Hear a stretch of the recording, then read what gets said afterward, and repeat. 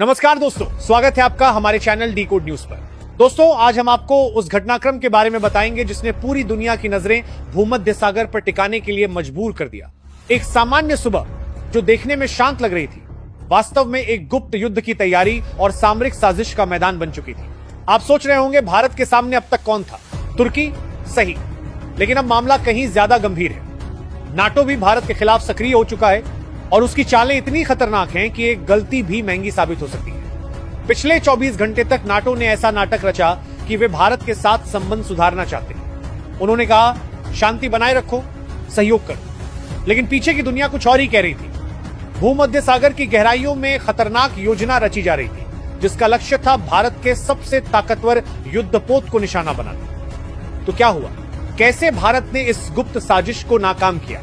कौन खड़ा हुआ भारत के साथ और कौन पीछे हट गया?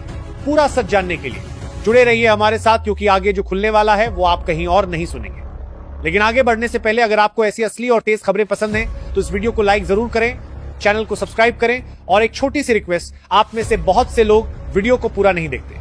दोस्तों, कृपया वीडियो को अंत तक देखा करें, साथ ही कमेंट में बताइए कि आप ये वीडियो कहां से देख रहे हैं और अपना नाम और शहर जरूर लिखें ताकि हमें पता चल सके कि हमारा संदेश भारत के किन किन कोनों तक पहुंच रहा है।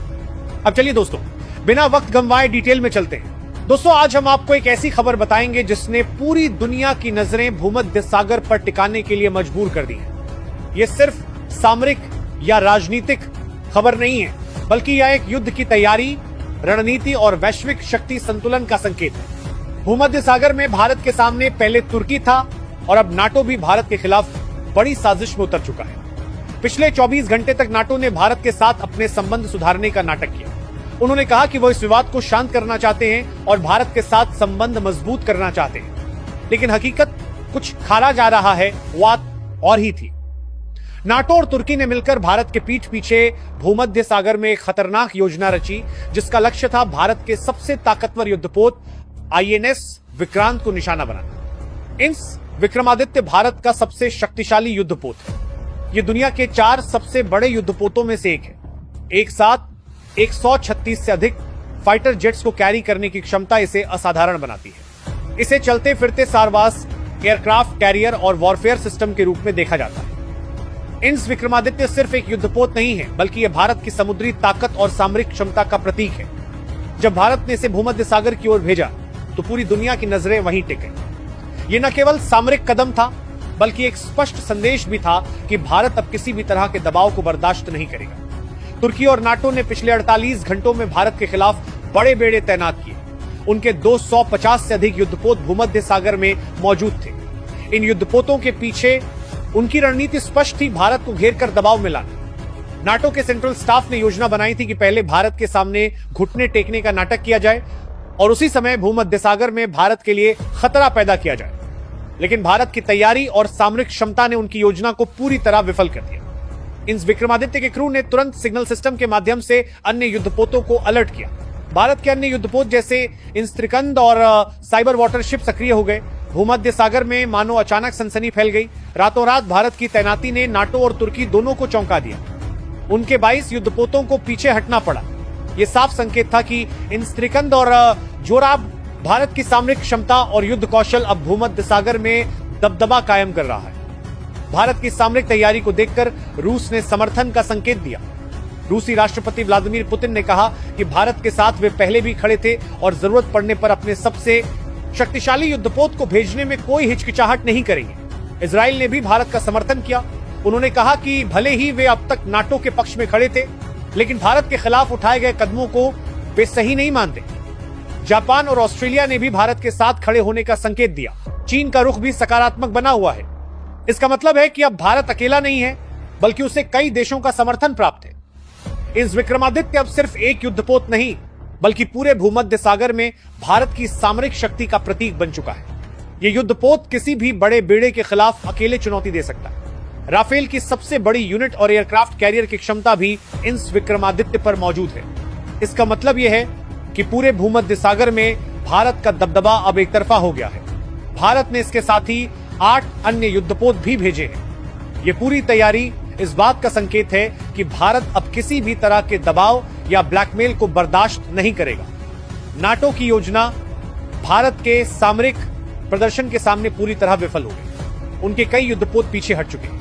ये साफ संकेत है कि भूमध्य सागर में भारत की ताकत और उसकी सामरिक क्षमता अब नाटो और तुर्की दोनों के लिए चुनौती बन गई है। इन विक्रमादित्य के सिस्टम में गए अत्याधुनिक सेंसर्स, रडार और मिसाइल डिफेंस शामिल है। इसकी तकनीकी क्षमता नाटो और तुर्की की हर चाल को पहले ही पहचान सकती है। इसके साथ ही नौसेना के प्रशिक्षित क्रू ने हर स्थिति के लिए पूरी तैयारी रखी है। भारत ने अब भूमध्य सागर में अपनी स्थिति मजबूत कर ली है। नाटो और तुर्की की सारी योजना विफल हो चुकी है। रूस, इजराइल, जापान और ऑस्ट्रेलिया के समर्थन ने यह स्पष्ट कर दिया है कि भारत अकेला नहीं है।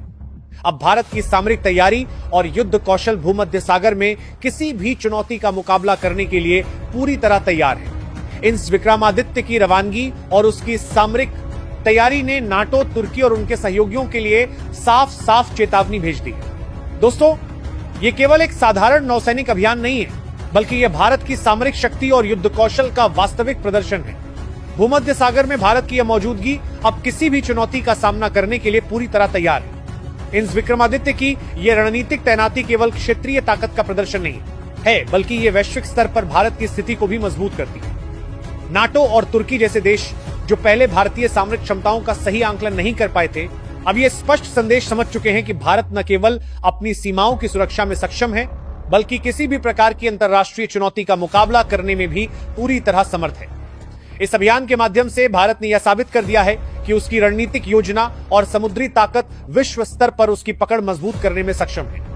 ये केवल एक सैन्य कदम नहीं है, बल्कि ये एक संदेश है, एक स्पष्ट और गंभीर संदेश कि भारत अब अपनी सामरिक क्षमता और रणनीतिक गहराई के साथ दुनिया के सामने खड़ा है। दोस्तों, आपको क्या लगता है, इस तैयारी और शक्ति प्रदर्शन से नाटो और तुर्की को कितना बड़ा सबक मिलेगा? क्या यह कदम उन्हें भारत की वास्तविक सामरिक क्षमताओं का गंभीर एहसास कराएगा?